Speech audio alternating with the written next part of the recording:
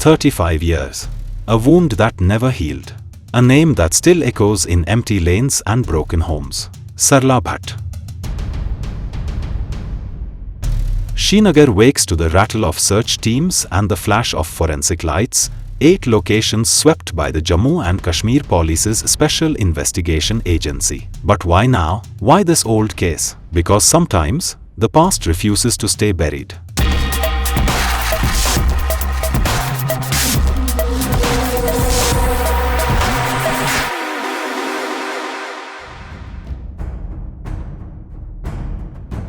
On 18 April 1990, 27-year-old nurse Sarla Bhat vanished from the Habba Khatun hostel at Skims in Sora. She was young, steady-handed, a caregiver in a city fraying at the edges. The next morning, her body was found in Umar Colony, Mallabag, with multiple bullet wounds, a cruel note left to brand her a police informant. An FIR was filed at Nigeen police station. Then, as the valley plunged into chaos, the trail went cold. The killing was not an isolated act of brutality. It arrived at the height of an insurgency that terrorized a people and tore apart a community. Militant groups, including the Jammu and Kashmir Liberation Front and others, had issued diktats and government jobs were targeted. Valley was framed as a crime. Mosques blared threats. Houses were marked. Within weeks, nearly 3 to 4 lakh Kashmiri Pandits fled for their lives to Jammu, Delhi, and beyond.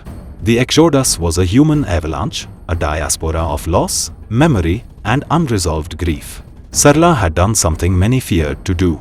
She stayed on duty. She defied the edicts that demanded Pandits quit government posts and leave.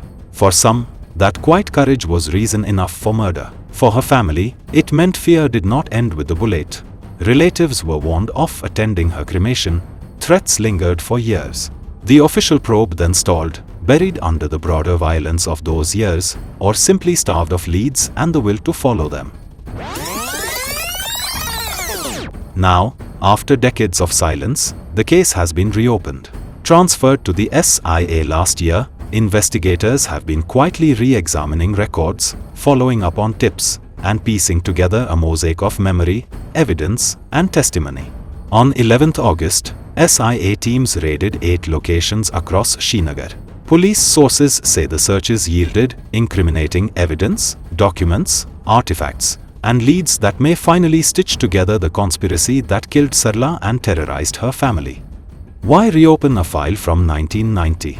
Because justice is not a clock that ticks on someone else's calendar, it's a promise. Officials say this is part of a broader push by the J&K administration to identify and prosecute the perpetrators of heinous terror acts from that brutal era, acts that expelled communities, shredded trust, and left wounds across generations. For the displaced, for the relatives who never saw a proper reckoning, this is not merely about one case, it is about recognition, accountability, and historical truth. What do the raids reveal? If the evidence holds, then this is a story of networks and decisions made in the shadows, of individuals radicalized into cruelty, and of a society forced to reckon with its most violent chapter. For many Kashmiri Pandits, Sarla is not just a name, she is the face of those who resisted, who refused to be erased. For the people of Srinagar, reopening the case forces memory into daylight and law into action. The SIA says this is just the beginning. 8 raids, 1 trail of evidence, decades of unanswered questions. Will this finally unmask those who killed a young nurse for doing her job? Will it bring Sarla's family the justice and dignity they were denied in 1990?